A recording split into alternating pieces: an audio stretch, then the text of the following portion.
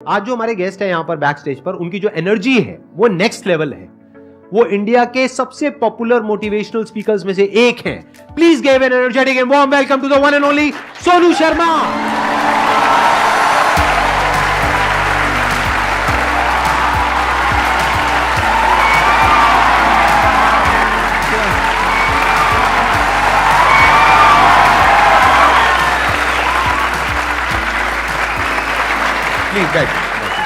आइए। सबसे पहले तो गुस्सा है इन पे बहुत ज़्यादा। क्या गुस्ताखी हो गई सर? देखो, ऐसा होता है कि आपके जो ऑडियंस है ना, वो आपको बार बार प्रेशराइज कर रहे हैं। आप वहाँ गए, आप वहाँ क्यों नहीं जा रहे? अरे मैंने कहा अच्छी बदमाशी नहीं जाते हम। तो नाक में दम कर दिया लोगों ने आपकी वजह से। आना ही पड़ा। मतलब इतने मैसेज, अब तो 2-3 दिन से तो धमकी वाले भी आ रहे हैं, जाओगे कि नहीं जाओगे।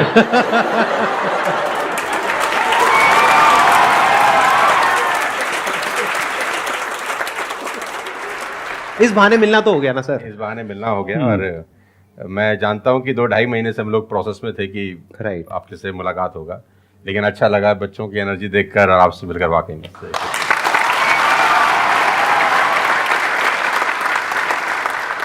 अब बताइए कौन है जो इनसे कुछ क्वेश्चंस पूछना चाहते हैं? मेरा क्वेश्चन ये है कि जब आपका लाइफ का एक स्ट्रगलिंग फेज था, तो उस टाइम पे आपको गिव अप करने का फीलिंग आया होगा, तो उस फीलिंग को हमें कैसे टैकल करना है या फिर आपने कैसे टैकल किया? देखो, जब आपका वाई बहुत क्लियर होता है ना, तो आप गिव अप कभी भी नहीं करते। कोई भी चीज क्यों करना है, ये सबसे इंपॉर्टेंट रोल प्ले करता है। There is a book by Simon Sinek called learn your why, कि आप कोई भी काम क्यों कर रहे हैं, है ना। तो अगर आप उस किताब को पढ़ेंगे ना, तो आपको बहुत सारी चीजें सीखने को मिलेंगी। वाई बहुत इंपॉर्टेंट है। मतलब अगर आपका वाई क्लियर है ना, तो कोई भी ऑब्स्टिकल गिराने के बाद, आप गिरने के बाद, नीचे गिरने के बाद आप अपने आप उठ खड़े हो जाते हैं। तो वाई स्ट्रांग होना चाहिए, और वही लोग उठने ही खड़े होते हैं जिनका वाई स्ट्रांग नहीं है। मैं एग्जांपल देके समझाता हूं आपको। फॉर एन एग्जांपल, मैं आपको वुडन स्ट्रोक दूं, 2 फुट जिसका विड्थ हो और 30 फीट जिसका लेंथ हो, और आपको बोलूं मैं यहां से वहां आपको ट्रेवल करना है उसके ऊपर चल के, और मैं आपको 10,000 रुपये दूंगा, तो आप चल लेंगे बहुत आराम से। आप सवाल को ट्विस्ट करते हैं। अब उसी फट्टे को मैं 100 माले की 2 बिल्डिंग के बीच में लगा दूं, अब आप चलेंगे? लेकिन मैं अगर आपको अभी भी चलवा दूं तो आप अभी भी चलेंगे। अगर आपको पता हो कि दूसरी बिल्डिंग में आपकी बेटी है और उस बिल्डिंग में आग लग गई है, और मैं आपको 1 रुपया भी नहीं दूंगा, फिर भी आप चलेंगे, बिकॉज आपका वाई क्लियर है। जब जब आपका वाई क्लियर होता है ना, तो कोई भी ऑब्स्टिकल, कोई भी गिरावट आपको कभी रोक नहीं सकती। लेकिन जब वाई क्लियर नहीं होता, तो छोटी सी छोटी ऑब्स्टिकल भी आपको वापस ले जाती है जहां से आपने जर्नी स्टार्ट किया होता है। वाई इंपॉर्टेंट है। आप सबसे मेरा एक क्वेश्चन है, आप कैसे बनना चाहते हो? जैसे एक होता है कि जरा सा भी कोई थोड़ी सी भी प्रॉब्लम आई तो रोने लग गए, परेशान हो गए। एक ऐसी पर्सनालिटी आपकी हो सकती है कि आने दो, जो आ रहा है आने दो, देख लेंगे, संभाल लेंगे। वो किसके अंदर हो सकता है? जिसने बहुत सारी छोटी छोटी प्रॉब्लम्स को फेस किया है, वही तो बोल सकता है ना आने दो। इस बात को अच्छे से समझ लो कि स्ट्रांग बनते कैसे हैं। स्ट्रांग बनते हैं प्रॉब्लम से, फेलियर से, स्ट्रगल से, सक्सेस से नहीं। सक्सेस से तो दिमाग खराब होता है हम सबका। सच बता रहा हूं आप लोगों को। अभी आप लोगों के लिए सक्सेस बहुत इंपॉर्टेंट है ना। सक्सेस से कुछ नहीं होता है। सक्सेस जब मिल जाते हैं, हम अपने कंफर्ट जोन में चले जाते हैं और दिमाग खराब हो जाता है, ईगो बढ़ जाती है। बट एक्चुअल में एक इंसान अंदर से जो स्ट्रांग बनता है ना, वो बनता है ठोकरे खा खा करके, प्रॉब्लम्स को फेस करके, स्ट्रगल्स को देख करके। तो आप जितना अभी इस एज में फेलियर्स को देख लोगे, फेलियर से डरोगे नहीं, उतना ही आने वाले 10 साल बाद स्ट्रांग हो जाओगे। With all the respect and regard to everybody, आप देखेंगे कि जो सड़क किनारे बहुत सारे लोग रह रहे होते हैं ना, तंबू वंबू लगा के कुछ सामान बेच रहे हैं टाइप्स, वहाँ देखना उनके बच्चों का इम्यून सिस्टम बहुत शानदार होता है। वो सर्दी में, जनवरी की सर्दी के अंदर वो नंगाई खेल रहा होगा सर, और हमारा पैम्पर्ड बच्चा ब्लैंकेट के अंदर उसको जुकाम हो जाता है, जरा सा हवा लग जाए ठंडा। तो जो ठोकरे हैं ना, वो आपका इम्यून सिस्टम बहुत अच्छा बना देती है। सफलता, सही कह रहे हैं संदीप जी, कि दिमाग खराब करती है। तो ये जो 5-6 साल हैं, फ्रॉम 14 to 20 और 22, यहां तो आदमी की रगड़म पट्टी होनी चाहिए दबा के। मतलब उसके तो खून के आंसू आ जाने चाहिए कि जिंदगी में भगवान ने मुझे क्या दिया है। सही कह रहे हैं, बिल्कुल सही कह रहे हैं। बता रहा हूं अपना। हाँ, जो मैच्योर लोग रहते हैं, जिनको लगता है कि यार एक कुदरत टेस्ट ले रही है यार हमारा, वो तो खुद ही बोलता है, अगर 2-4 साल कुछ ना हो ना, ऊपर देख के बोलता है कुछ कर नहीं रहे क्या। मुझसे भरोसा उठ गया है क्या? हाँ सही बात है। भेजो कुछ चैलेंज, मैं तैयार हूं कुछ बड़ा मजा करने ही नहीं के आता लिए। उसके बिना, उसके बिना मजा ही नहीं हम आता। तो लोग वो हैं कि हम गाड़ी चलाते हैं ना, 4-5 साल स्मूथ चलने लग जाए गाड़ी रोड पे, तो हम गाड़ी रोक के खुद ही खड्डा खोदते हैं सड़क पे। साला इतनी स्मूथ क्यों चल रही है? कोई ना कोई चैलेंज चाहिए यार, मजा नहीं आ रहा यार गाड़ी चलाते हुए।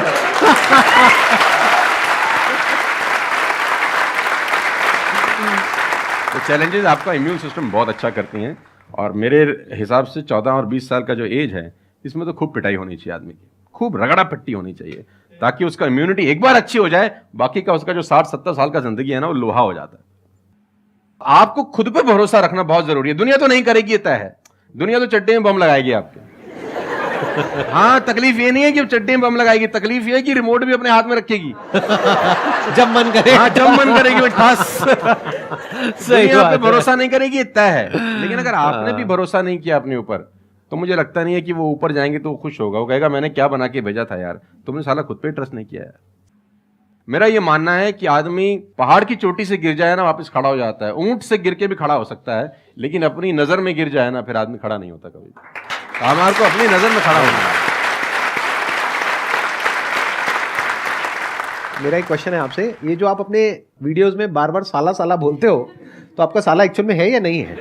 नहीं, बिल्कुल है, हष्ट-पुष्ट है। कहते ना सारी खुदाई एक तरफ। एक्चुअली मैं उसको याद करता हूँ, लोग कुछ और वही मैं सोचते हैं।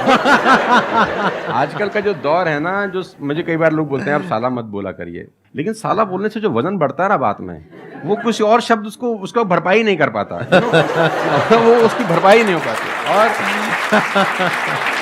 और कभी कभी जैसे लोग मुझे बोलते हैं मत यूज करो, ये वो आदमी है जो नेटफ्लिक्स देख रहा है और न जाने क्या क्या देख रहा है और क्या क्या सुन रहा है, लेकिन उसको मेरे से पंगा है थोड़ा सा। हर आदमी रहता है ना कि इस देश में हर आदमी से खुश हो सकता है क्या? If everybody likes you have a serious problem, है ना? अगर दुनिया में सब आपको पसंद करते हैं तो आप में कोई प्रॉब्लम है, फिर आपने कोई समझौते किए हैं जीवन के अंदर। हाँ। तो मैं वो जानबूझ के बोलता हूं, क्योंकि उसका जो वजन है ना यार, मैं और बोलना चाहता हूं और भी कुछ, लेकिन रोक लेते हो।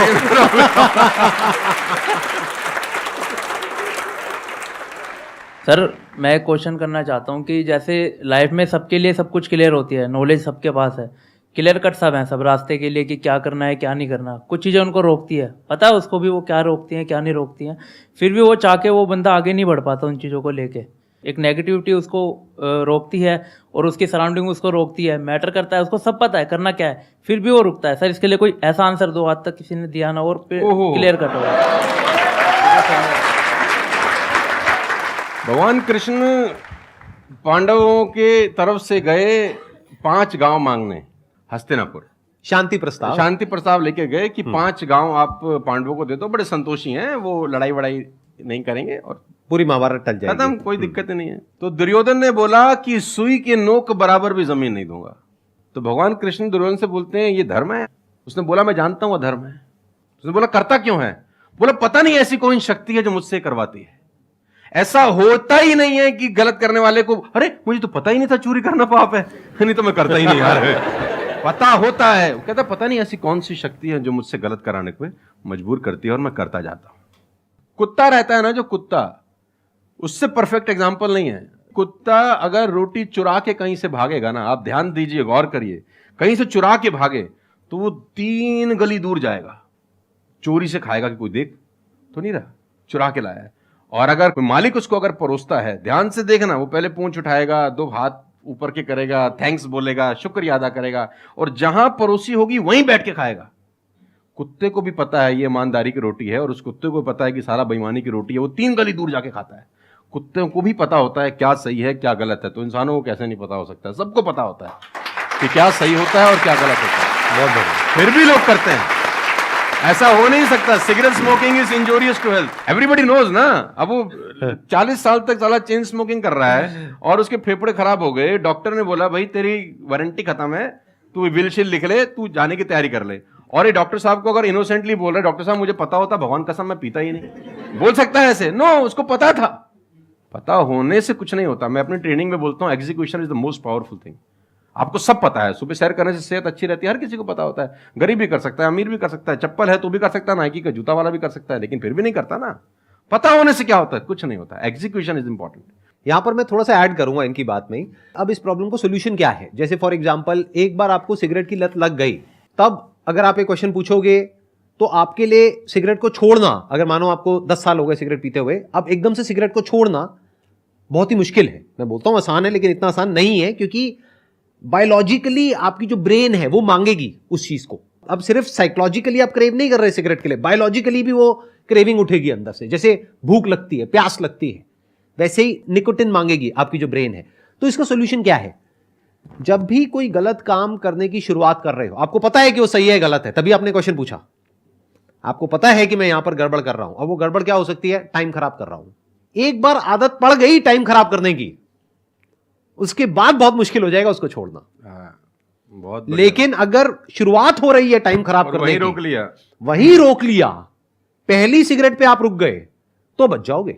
मैं आपको संदीप जी को ऐड करता हूं। ये बिल्कुल फैंटास्टिक बात बोली इन्होंने, बहुत जबरदस्त बात बोली। एक गुरु और एक चेला कहीं से ट्रेवल कर रहे थे, राइट? कोई जंगल टाइप जगह थी, तो गुरु ने बोला इसको उखाड़ दो। क्या उखाड़ दो? वो छोटा सा पौधा सा लगा था, इतना सा उंगली जितना बाहर आया था। तो बच्चे ने बोला कौन सी बात है, खट से उखाड़ दिया। हाँ। थोड़ा सा और आगे गए तो 2-2.5 फुट का एक छोटा सा पेड़ था। गुरु ने बोला इसको उखाड़ दे। उसने थोड़ा सा जोर लगाया, वो भी उखाड़ दिया। फिर 4-5 फुट लंबा पेड़ था। गुरु ने बोला अब इसको उखाड़ दे। थोड़ी सी उसको मेहनत लग रही, लेकिन उसने फाइनली इसको भी रिमूव कर दिया। अब एक बरगद का पेड़ था करीब करीब 20 फीट ऊंचा। गुरु ने बोला अब इसको उखाड़। बोला महाराज कैसी बातें करते हुए, कैसे उखड़ेगा? बोला यही सिखाना चाह रहा था कि एक बार जड़ें गहरी हो जाए ना, तो उसको उखाड़ना बहुत मुश्किल होता है।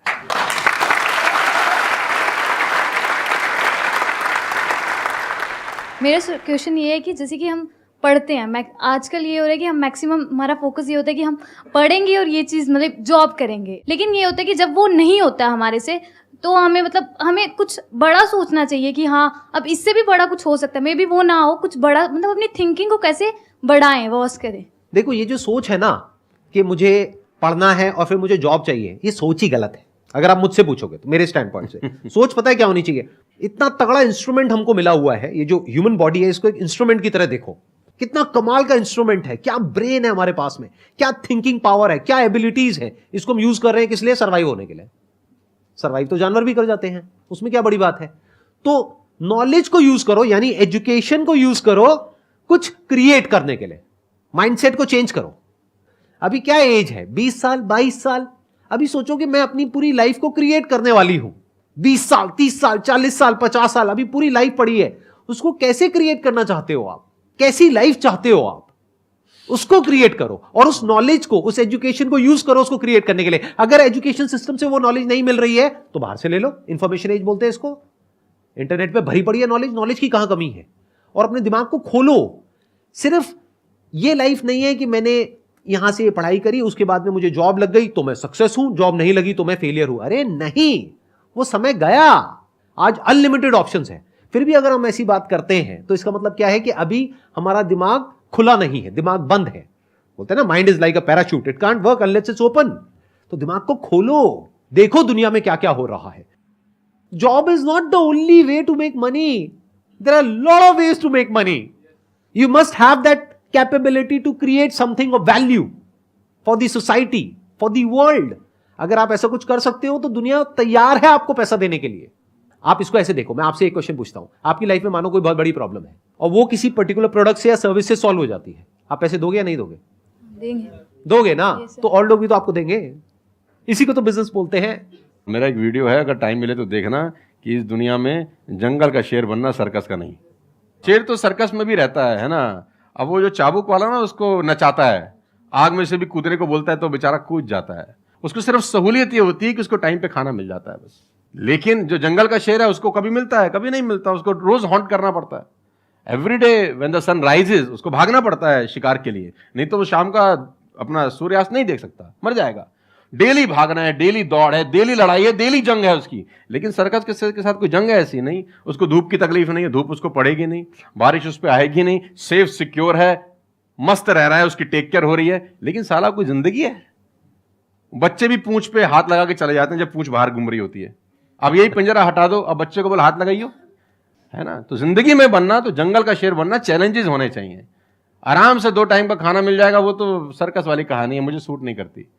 जंगल में रहे, खाना मिलेगा नहीं मिलेगा लेकिन शान से जिएंगे। 100 साल की नालायक जिंदगी से 30 साल की साले शानदार जिंदगी ज्यादा अच्छी है।